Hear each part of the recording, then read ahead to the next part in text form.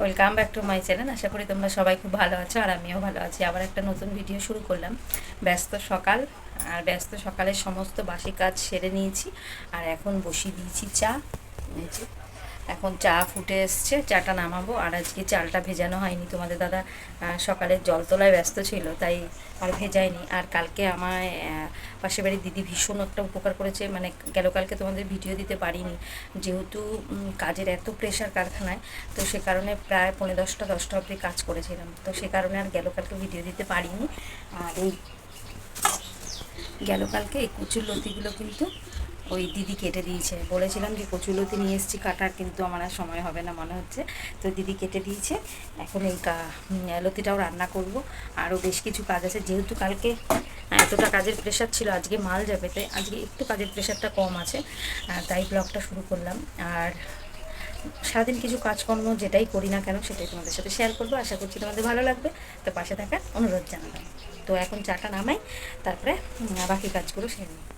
তো দেখো, সুগারকে আটকানোর জন্য এখন থেকে নিয়ন্ত্রণে আছি। এই যে এটুকু চিনি দুজনের জন্য, দুজনের চা খাওয়ার জন্য ঠিক এটুকু চিনি। আর মায়েরটা তো একদমই চিনি ছাড়া চা তুলে রেখেছি, আর তোমাদের দাদা আর আমি এই চা মানে এইটুকু চিনি দিয়ে চা খাবো, আর এটাই করি। আর সুগারকে নিয়ন্ত্রণে, আর রোগ হয়ে গেলে তাকে নির্মূল করা কঠিন, তো হওয়ার আগে আমাদের সাবধানতা অবলম্বন করতে হবে এই কঠিন রোগগুলো থেকে। তো এগুলোই সাবধানতা অবলম্বন করলে কিন্তু এই রোগ থেকে অনেকটা দূরে থাকা যাবে।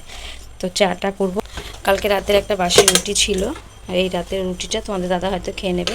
আর এখানে তেলের প্যাকেটটা কাটা হয়েছে কিন্তু ঢালা হয়নি, ওই যে সময় পাচ্ছি না, একদমই সময় পাচ্ছি না। এই যে মায়ের চাটা, তো এই চাটা ঢেকে রাখি। এদিকে ভাতের জলটাও বসিয়ে দিলাম, চাটা খেয়ে তারপরে চালটা ধুয়ে দেবো আর লতিটাও ধুয়ে নিয়ে আসবো।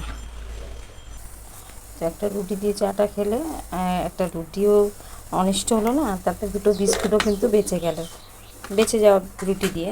তো এদিকে তোমাদের দাদার কিন্তু মাল অলরেডি গোছানো কমপ্লিট হয়ে গেছে, আর এদিকে আমি চা খেয়ে চলে এসেছি চালটা ভেজাবো বলে।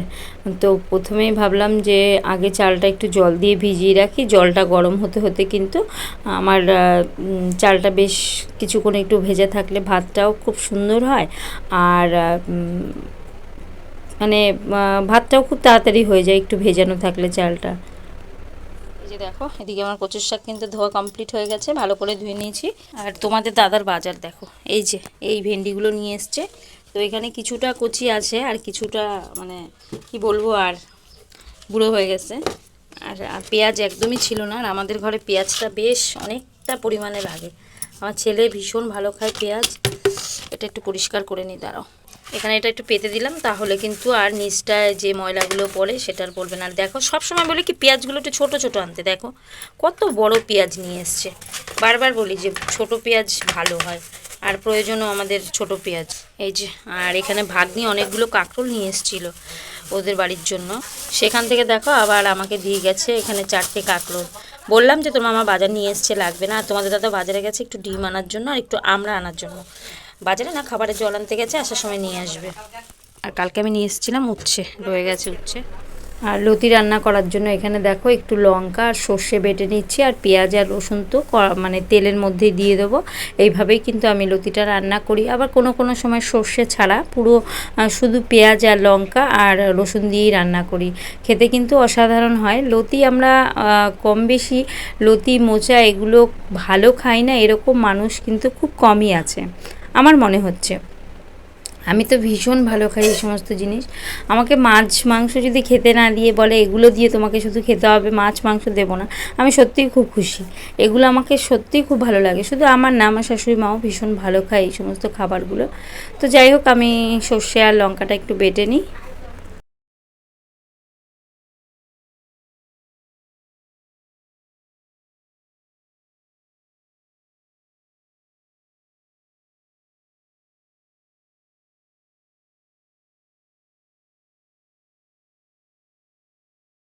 এই যে লতি দেখো অলরেডি কিন্তু পেঁয়াজ দিয়ে ভাজা ভাজা হয়ে এসছে, আর রসুনও দিয়ে দিয়েছিলাম একটু তেলে, কালো জিরে আর শুকনো লঙ্কা। আর এই যে এখন বেশ কিছুক্ষণ মানে সেদ্ধ হয়ে গেছে, নামানোর আগেই আমি সর্ষেটা দিলাম, সর্ষে আর লঙ্কা বাটাটা দিয়ে দিলাম।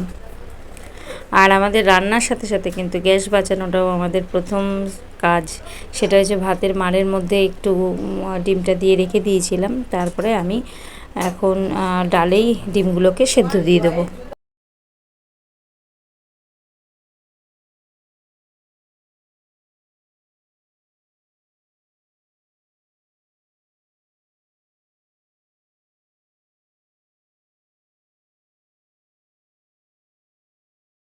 এত ব্যস্ততার সাথেও কিন্তু টাইম মতো সবাইকে পরিষেবা দেওয়ার চেষ্টা করি। তোমাদের দাদাকে দিয়ে দিয়েছি লতি, ডিম মামলেট আর আলু সেদ্ধ মাখা।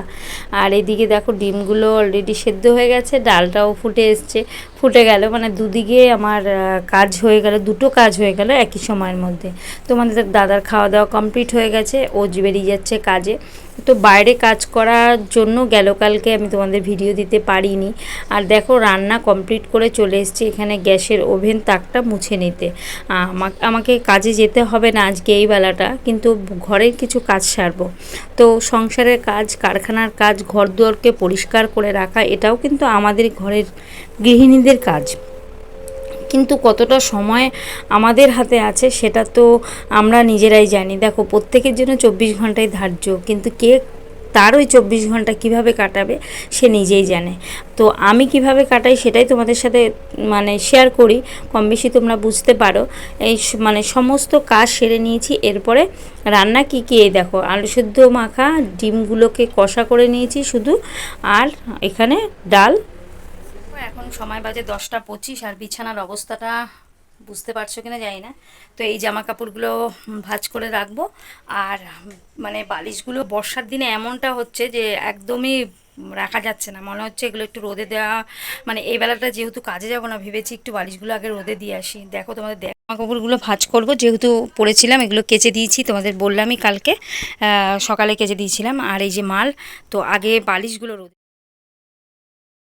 বলতে বলতে চলে এসলাম বালিশগুলো রোদে দিতে।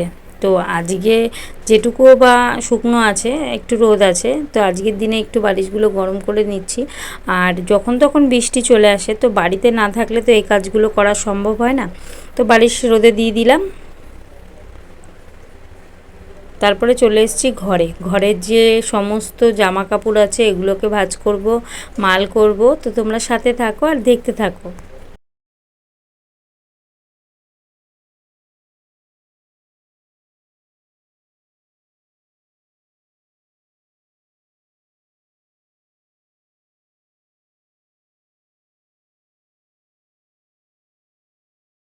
এই জামা কাপড়গুলো কিন্তু গুছিয়ে তুলে রাখার, তাই এগুলোকে ধুয়ে দিয়েছিলাম, শুকিয়ে গেছে, তাই এটাকে জায়গা মতোই রেখে দিলাম। তারপরে এখন আমার বিছানা গোছানোর পালা। তো বিছানায় মাল থাকলে তো অনেকটা জায়গা তাতেই নষ্ট হয়ে যায়। আর বালিশগুলো যেহেতু বাইরে দিয়ে দিয়েছি, তাই ভাবলাম মালগুলোকে সাইড করে বিছানায় রেখেই আমি এই কাজগুলো করে নিই। বিছানাটাকে ঝেড়ে পরিষ্কার করে নিই, তারপরে আরও যে কাজগুলো আছে সেগুলো করে নেব।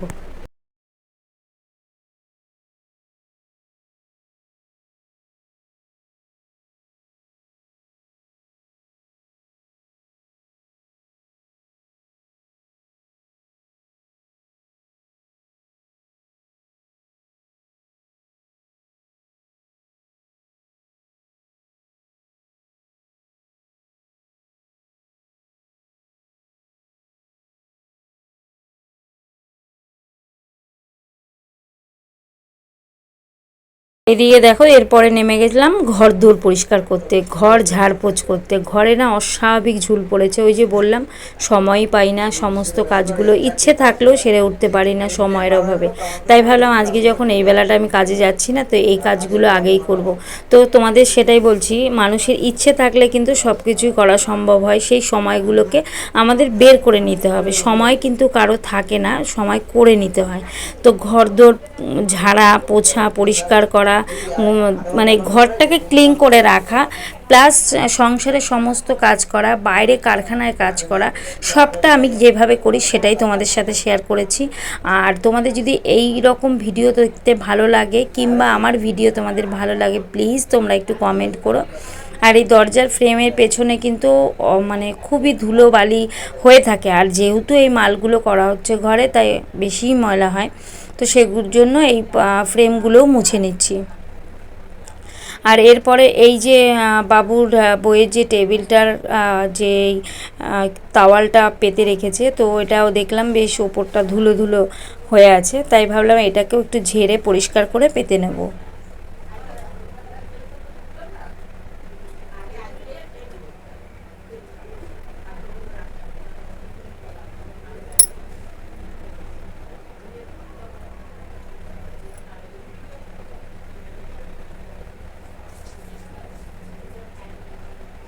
আর পাশে কিছুটা ঝুল থাকছে, মানে ঝুল তো আনাচে কানাচে থাকলেই ঝুল হয়ে যায়, আর পাখা চললে ঘরে ঝুলটা কিন্তু বেশিই পড়ে, তো সে কারণে একটু ঝুলটাও বাইরে থেকে সাইড থেকে একটু ফেলে দিলাম।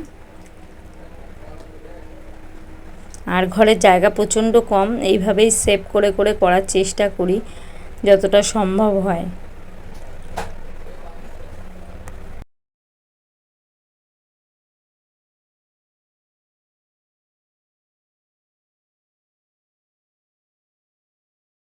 এদিকে কিন্তু ঘরের সমস্ত কাজ করে ঘরের টেবিল ঘর গুছিয়ে চলে এসেছি এই মালগুলোকে ভাজ করতে। আর আমি যে তোমাদের বললাম এই ঘরের সমস্ত কাজ সেরে আগে মালটাকে ভাজ করে নিচ্ছি, তারপরে আমি ঘরটাকে মুছে নেব, তার কারণে আগে মালটাকে ভাজ করে নিই।